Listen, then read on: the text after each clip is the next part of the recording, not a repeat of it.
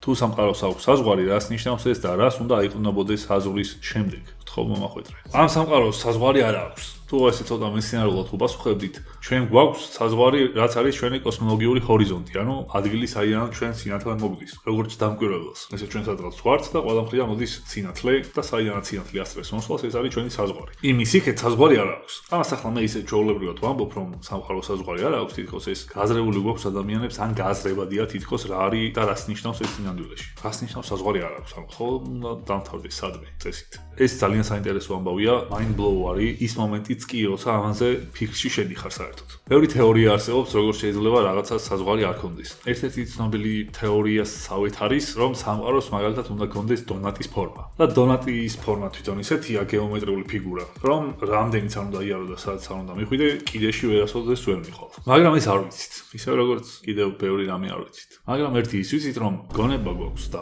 შეგვიძლია ვიფიქროთ.